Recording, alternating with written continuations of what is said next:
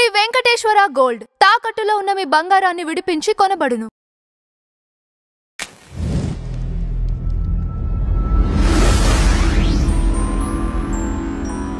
ఎందుకంటే ప్రభుత్వమే మనకు మధ్యవర్తి. ఓకే, సో మీరేమంటారు లలిత్ గారు ఈ అంశాలపైన మీరేమంటారు? ముందుగా ఫస్ట్ టైం నేను సెక్యులర్ నేను చెప్పుకుంటున్న ఒక వ్యక్తిని తీసుకొచ్చి డిబేట్ కూర్చోబెట్టినందుకు అంజి గారు స్పెషల్ థ్యాంక్స్ అండి మీకు. కాకపోతే పాపం మనోహర్ గారిని చూసి ఫస్ట్ నాకు జాలేస్తూ ఉంది. ఎందుకంటే సెక్యులరిజంకి మీనింగ్ తెలియకుండా తాను సెక్యులర్ అని చెప్పుకోవటం అనేది చిన్న విషయం కాదు. ఎందుకంటే ఇప్పుడు నేను హిందువుని, హిందూ అంటే ఏంటి అంటే నేను చెప్పగలిగే పొజిషన్లో ఉండి ఇక్కడ కూర్చున్నా. బట్ సెక్యులరిజం అంటే ఏంటో తెలియకుండా ఆయన ఇక్కడ కూర్చుని ఇంతసేపు మాట్లాడారు చూసారా.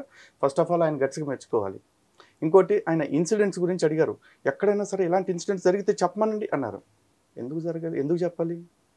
ఒకవేళ చెప్పాలి అనుకుంటే కనుక రీసెంట్గా ఇక్కడ కడప జిల్లా రాయచోట్ల ఏం జరిగిందండి?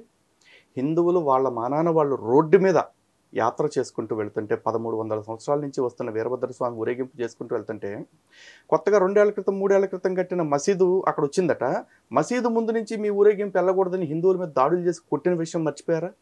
లేదా తెలియకుండానే ఉన్నారా? ఎందుకంటే వాళ్ళ ఊరు దగ్గరే కదా, ప్రొద్దుటూరు దగ్గరే రాయచోటు కూడా కొంచెం రైట్. అవునా? నెల్లూరులో హనుమాన్ శోభాయాత్ర ఊరేగింపు జరుపుకుంటుంటే మసీద్ దగ్గరికి వచ్చిన తర్వాతే కదా సార్ రాళ్ళు విసిరింది. అంతకుముందు మదనపల్లిలో ఎక్కడ సార్ మసీదు ముందే కదా సార్ కొట్టింది. నెల్లూరు జిల్లా కొండబెట్టకుంటలో రథం తగలబెట్టిన ముస్లిం వ్యక్తి ఎందుకు తగలబెట్టాడు? మతపెచ్చ ఉండబట్టేగా. వరంగల్లో గుడి పూజారి సత్యనారాయణ శర్మ గారిని ఇమాము మసీదులో పనిచేసే ఇమాము వచ్చి కొట్టి చంపేశాడు. ఆయన మైక్ పాటలు దేవుడు పాటలు పెడుతున్నాడని చెప్పేసి. ఇవన్నీ కూడా సెక్యులరిజం కింద వస్తాయంటారా? ఇవన్నీ కూడా కేవలం వ్యక్తిగత తప్పుల కింద చూడాలంటారా? వాళ్ళ మత గ్రంథం వాడికి చెప్తుంది, అరే నీ పక్కన ఇంకో మతం వాడు ఉంటే నువ్వు వాడిని సహించొద్దురా, వాడిని చంపేసేయి అని చెప్పేసి. ఎందుకంటే ఇప్పుడు ఇస్లాం గురించి మాట్లాడితే ఇస్లాం దృష్టిలో నేను ఒక కాఫిర్ని, ఎందుకంటే నేను ఇస్లాంను నమ్మను కాబట్టి. నేను ఒక ముష్రిక్ని, ఎందుకంటే ఇస్లాంకి వ్యతిరేకమైన బహుదేవత ఆరాధన నేను చేస్తాను కాబట్టి. అలాగే ఇస్లాంలో ఉంటూ అల్ప విశ్వాసం కలిగిన వాడిని మునాఫిక్ అంటారు. ఆ మునాఫిక్ను కూడా ఇస్లాం ప్రకారం శిక్షించాలి. అలాగే ఇస్లాంని విడిచి ఎవరన్నా బయటకు వచ్చేస్తే వాడిని ముర్తాడు అంటారు. ముర్తాడుని కూడా కొట్టి చంపేయాలి. మరి ఇలాంటి ట్యాగ్లైన్స్ ఏమన్నా ఎక్కడైనా సరే హిందూ ధర్మంలో ఎక్కడైనా ఉన్నాయా? అంటే నువ్వు హిందూ కాకపోతే నీకు శిక్ష పడాలి, నువ్వు హిందుత్వాన్ని వదిలిపోతే నేను చంపేయాలి, నువ్వు హిందుత్వంలో ఉంటూ అల్ప విశ్వాసంతో ఉంటే నిన్ను నరికేయాలి, ఎక్కడన్నా ఉన్నాయా? లేవుగా. ఈవెన్ భగవద్గీతలో స్వయంగా శ్రీకృష్ణ పరమాత్మ చెప్పిన మాట ఏంటి? ఏ దేమాం ప్రపద్యంతే తాం తదైవ భజామ్యహం మమ వర్త్మాను వర్తంతే మనుష్యా పార్థ సర్వశః అని చెప్పారు. అంటే ఎవరు నన్ను ఏ ఏ రూపాల్లో ఆరాధించాలనుకుంటున్నారో నేను వాళ్ళని ఆయా రూపాల్లో అనుగ్రహిస్తాను అన్నారు కదా. అంతేగాని ఆడు నన్ను నా పేరుతో కొలవట్లేదు కాబట్టి రాళ్లతో కొట్టి చంపేయండి, ఈయన మంటలతో చంపేయండి అని చెప్పలా.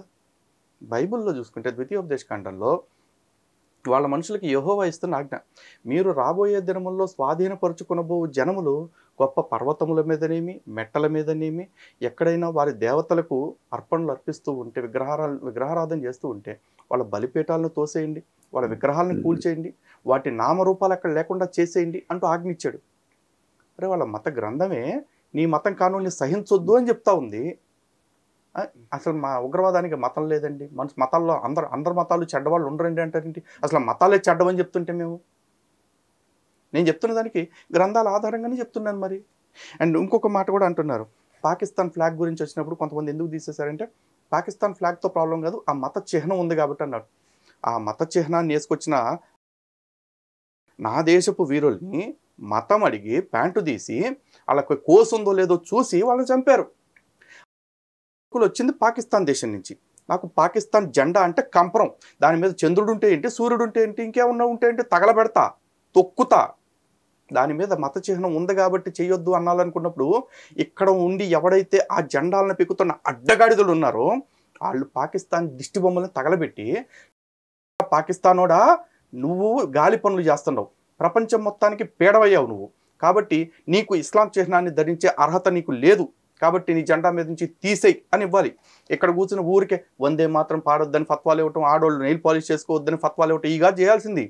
తప్పుడు ఫత్వాలు కాదు, పాకిస్తాన్ వాడికి ఇవ్వాలా, తీనా కొడక నీకు అది ధరించే అధికారం లేదు, నువ్వు ఇస్లాంని పాటించట్లేదు అని అడిగి చెప్పాలా. అంతేగాని మన్న కాల్చొద్దంటే ఎట్ట కుదురుద్ది? తొక్కి ఆరాధిస్తాం. పాకిస్తాన్ మీద ఆడి సింబల్ ఉంటే నాకేంటి, ఆడి ఇంకోటి ఏదో ఉంటే నాకేంటి. అండ్ వాళ్ళు తెల్లారు లేస్తే హిందువులు అంతర విగ్రహ ఆరాధన చేస్తారంటారు. మరి ఒక జెండా మీద నీ చిహ్నం ఉందని చెప్పి నువ్వు అంత పిసుక్కున్నావంటే నువ్వు చేసేది విగ్రహారాధన కాదా? చంద్రుడిని నక్షత్రాన్ని నువ్వు దేవుడిగా భావిస్తున్నావు, లేదు పవిత్రంగా భావిస్తున్నావు అంటే నువ్వు పవిత్రతని ఒక చిహ్నంలో ఎతికావంటే ఆ చిహ్నం విగ్రహం కాదండి? మరి అది చేసేది విగ్రహారాధన కాదా? మరి నా కొడుకుల్ని 26 మంది నా దేశపు చిన్నప్పటి నుంచి ప్రతిజ్ఞ చెప్తున్నాగా, భారతదేశము నా మాతృభూమి, భారతీయులందరూ నా సహోదరులని. అలాంటి సహోదరులు 26 మందిని మతం చూసి చంపేసే విషయంలో మళ్ళీ ఇక్కడికి వచ్చిన తర్వాత మతం చూడాలా? నేను రాక్షసుల్ని చూసా, ఆ రాక్షసుల్ని చీల్చి చెండాడాల్సిందే, ఆ రాక్షసులు ఉన్న దేశాన్ని చీల్చి చెండాడాల్సిందే. లంకలో ఉన్న ప్రతోడు రాక్షసుడే, పాకిస్తాన్లో ఉన్న ప్రతోడు మతోన్మాదే, ఆయన్ని సమర్థించే ప్రతి మతోన్మాదే. ఇంకోటి, ఈ దేశంలో 80% మంది హిందువులే అండి గవర్నమెంట్ రికార్డ్స్ ప్రకారం అన్నారు. నేను అనేది ఏంటంటే మనోహర్ గారిని స్టాటిస్టిక్స్ తీసుకోండి, గవర్నమెంట్ ఏం చెప్పిందో ఫస్ట్ తెలుసుకోండి. ఊరికి ఇప్పుడు మన ఛానల్లో ప్లాట్ఫామ్ ఇచ్చారు కదా అని చెప్పేసి, లేకపోతే తెరగా నేను దొరికాను కదా అని చెప్పేసి నాతో డిబేట్ చేయాలని ఏది పడితే అది మాట్లాడేద్దు. గవర్నమెంట్ అఫీషియల్ రికార్డ్స్ ప్రకారం మనం 69.6% ఉన్నాం హిందువులు ఈ దేశంలో. అది ఎప్పుడు 2011 సెన్సస్లో, 21 సెన్సస్ కూడా తీలా. ఇప్పుడు తగ్గి ఉండొచ్చు, పెరుగుండొచ్చు, బట్ అప్పుడే మనం లెస్ దాన్ 70% ఉన్నాం. ఆ 70%లో కూడా జైన్స్, బుద్ధిస్టులు వీళ్ళు హిందువులు కాదంటున్నారు. రాజ్యాంగం చదవండి సార్. రాజ్యాంగం ప్రకారం we the people of India, లేదా హిందూస్ అంటే అక్కడ ఏంటి అంటే హిందువు, సిక్కు, బౌద్ధ, జైన, ఈ 3 మతాల వాళ్ళని కూడా హిందూ ఉపమతాల కింద రాజ్యాంగం పరిగణిస్తుంది. కాబట్టి రాజ్యాంగం లెక్కలు చెప్తున్నప్పుడు ఆ ముగ్గురు కూడా ఉంటారు ఆటోమేటిక్గా. బట్ స్టిల్ వాళ్ళ ముగ్గురు మైనారిటీస్ కూడా, మైనారిటీ హోదా కూడా వాళ్ళకు ఉంది. ఈ దేశంలో మైనారిటీలుగా ఎవడైతే చలామణి అవుతున్నాడు గడ్డాలు వేసుకుని లేకపోతే తెల్లబట్టలు వేసుకుని, వాళ్ళు మైనారిటీలు కాదు సార్. వాళ్ళు సెకండ్ బిగ్గెస్ట్ మెజారిటీ ఈ దేశంలో, 16% అయ్యారు. ఇంకోటి థర్డ్ బిగ్గెస్ట్ మెజారిటీ, వాడు అఫీషియల్గానే 5% ఉన్నాడు, అన్అఫీషియల్గా వాడు 15-20% వాడు ఉన్నాడు. వాళ్ళు మైనారిటీస్ కాదు, second biggest, third biggest majorities. Minorities అనాలంటే they are most dominant minorities అనాలి. వాళ్ళు మాత్రమే ఈ దేశంలో కూర్చొని నాటకాలు వేస్తూ ఉంటారు. అండ్ ఇంకోటి, ఎస్సీ ఎస్టీల్లో వాళ్ళు హిందువులు కాదు, కన్వర్ట్ అయిపోయారు అంటున్నారు. కన్వర్ట్ అయిపోయిన వాళ్ళు మీరు చూస్తున్నారు. అదే ఎస్సీ ఎస్టీల్లోంచి కట్టర్ హిందువులుగా ఉంటూ ఈరోజు కూడా ధర్మం కోసం ప్రాణాలు ఇవ్వడానికి సిద్ధంగా ఉన్న ఎంతోమంది సోదరులు మాకు తెలుసు. నేను అనేది ఏంటంటే గ్రౌండ్ రియాలిటీ చూడండి, అఫీషియల్ స్టాట్స్ చూడండి. అవన్నీ చూసిన తర్వాత ఇట్లాంటివన్నీ మాట్లాడుకోవాలి. ఇంకోటి, అవసరాలు తీరుతున్నాయి కాబట్టి చాలామంది మతం మారుతున్నారు అని చెప్పేసి అన్నారు. అన్నిటికీ మించి ఆయన ఫస్ట్ ఒక పెద్ద బ్లండర్ మాట అన్నారు, నేను వ్యాపారస్తుని కాబట్టి సెక్యులరిజం కోరుకుంటున్నాను అని చెప్పేసి. ఫస్ట్ ఆఫ్ ఆల్ ఆ స్టేట్మెంట్తో నాకు అర్థమైంది ఏంటంటే ఆయనకి సెక్యులరిజం అంటే ఏంటో తెలియదు. 2, నాకు వ్యాపారం ఇస్తున్నారు కాబట్టి, అంటే వ్యాపారం చేయటం మీకెంత అవసరమో మీలాంటి వ్యాపారస్తులు విపణిలో ఉండటం, మీరిచ్చే అవసరాలు వాళ్ళు తీర్చుకోవటం వాళ్ళకే అవసరమే. అది ఇంటర్డిపెండెంట్. మీరు ఒక్కళ్ళే వాడి మీద డిపెండ్ అయిపోలే. అండ్ వ్యాపారం చేస్తున్నాను కాబట్టి నేను వాళ్ళందరి సంఖ్య నాకాల్సి వస్తుంది అంటే అది రేపు మన ఇంట్లో వాళ్ళని కూడా అడుగుతాడు, నేను నీకు వ్యాపారం ఇవ్వాలంటే ఒకసారి నీ పెళ్ళాన్ని పంపు లేకపోతే తల్లిని పంపని కూడా అంటాడు. చిల్లరగాళ్ళు కదా, అడుగుతారు. ఇచ్చేస్తారా? ముందు వ్యాపారం ఇంపార్టెంట్ కదా అనుకుని ఇవ్వంగా.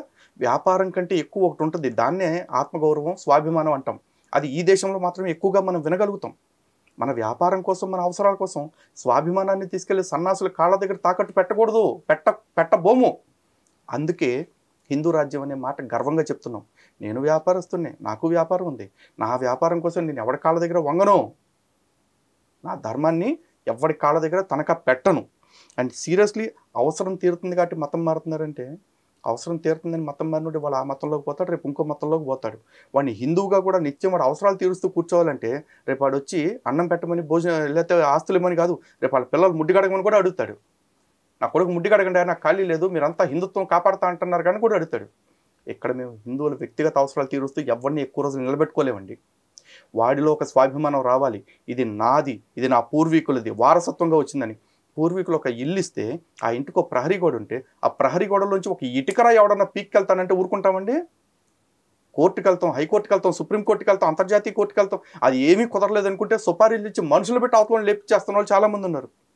నీ కొంపకిచ్చిన ఇటుకరాయి నీకు అంత ముఖ్యమైంది మరి నీ పూర్వీకులు ఇచ్చిన ఈ ధర్మం విషయంలో నువ్వు ఎందుకంత సిగ్గిడి చేసి బతకాలి? అవడకి చెప్తున్నారు సెక్యులరిజం పాఠాలు. సో ఫస్ట్ ఏదైనా జరగాలి అంటే సెక్యులరిజం గురించి డిబేట్ జరగాలి సార్. అసలు అదే ఇప్పుడు మీరు మనోహర్ గారు ఇక్కడ లౌకికవాదంలో ప్రధానంగా మీరు లేవనెత్తిన అంశాల్లో ఇప్పుడు బిజినెస్ అన్నారు. బిజినెస్ది మతం అంటే మతం బిజినెస్ కోసమేనా? దానికోసం ముడిపడి ఖచ్చితంగానా? ఇప్పుడు టాటా గారు ఉన్నారు సార్, వారి దేశం కాదు, వారు ఎక్కడి నుంచో వచ్చారు.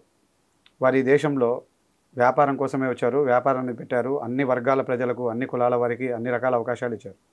పోనీ వాళ్ళంత డబ్బు సంపాదించుకున్నారు. ఏ హిందూ దేవస్థానానికైనా ₹1 డబ్బు ఇచ్చారా? టాటా వాళ్ళు ఇవ్వలేదు. అట్లనే వాళ్ళనే డెవలప్ చేసుకోలేదు. వాళ్ళకి ఏం కావాలనో వాళ్ళ ఎంపైర్మెంట్ని వాళ్ళు డెవలప్ చేసుకుంటూ పోయారు. ఇక్కడ సెక్యులరిజం అంటే ఒకటే సార్, అందరూ బాగుండాలి, అందరితో కలిసి ఉండాలి అని అనుకోవడమే నాకు తెలిసిన సెక్యులరిజం. మరి అది నాకు తెలిసిన అది వాళ్ళు సెక్యులరిజం. పాటిస్తున్నారా అనేది అంజీ గారు, ఒక్క విషయం, నాకు తెలిసింది నిజం అని చెప్పి ఎప్పుడు మాట్లాడకూడదు. అది చర్చకు పనికిరాదు. ఓకే. ఆయన చర్చకు కూర్చున్నప్పుడు సెక్యులరిజం అంటే నేను ఇది అనుకుంటున్నాను అంటే కుదరదండి. సెక్యులరిజం అంటే ఏంటి చెప్పి, రాజ్యాంగం సెక్యులరిజం గురించి ఏం చెప్తుందనేది చెప్పి అప్పుడు మాట్లాడాలి. ఆయన మాట్లాడే సెక్యులరిజం కాదు.